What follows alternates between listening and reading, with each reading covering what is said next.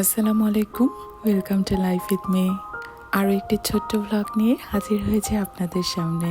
বাজার থেকে কিনে আনা পুঁইশাকের গোড়াগুলো টবে লাগিয়েছিলাম, আর ওগুলো থেকে এখন বাম্পার ফলন হয়েছে। নিজের হাতে কিছু হলে সেটার মজাটাই আলাদা।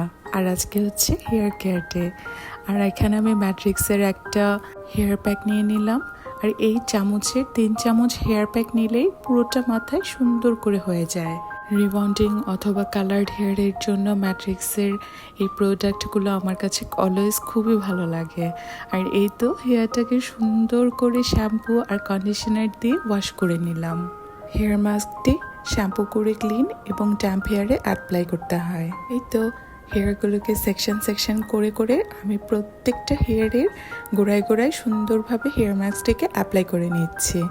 উইকে অ্যাটলিস্ট 2টা দিনে হট অয়েল ম্যাসাজ, একদিন হেয়ার মাস্ক, আর রেগুলার হেয়ারে কন্ডিশনিং করলে হেয়ার ফল ইনশাল্লাহ অনেকটাই কমে যায়।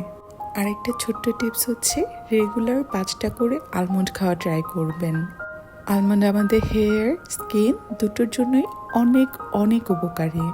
এভাবেই আস্তে আস্তে পুরোটা হেয়ারের আগা থেকে গোড়া পর্যন্ত হেয়ার মাস্কটিকে সুন্দরভাবে অ্যাপ্লাই করে 15 মিনিটের জন্য রেখে দেব।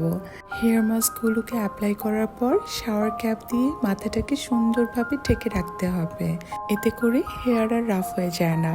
আর এই তো দুপুরের জন্য ভাবলাম একটু রান্না বসিয়ে দেই। আজকের লাঞ্চে মেনুতে ছিল সরিষার তেল দিয়ে ভুনা ভুনা গরুর মাংস রান্না, আর সাথে ছিল কয়েক রকমের ভর্তা। 15 মিনিটস পর শাওয়ার শেষ করে এগুলো দিয়ে দুপুরের লাঞ্চ সেরে নিলাম। সন্ধ্যায় বসে গেলাম একটা মুভি দেখতে, আর সাথে ছিল গরম গরম বাসায় বানানো পেঁয়াজু। মুভির ক্ষেত্রে আমি সবসময় একটু হরর মুভিটা বেশি পছন্দ করি। আপনারা কারা কারা আমার মতো হরর মুভি পছন্দ করেন আমাকে অবশ্যই জানাবেন। ভালো থাকবেন, আল্লাহ হাফেজ।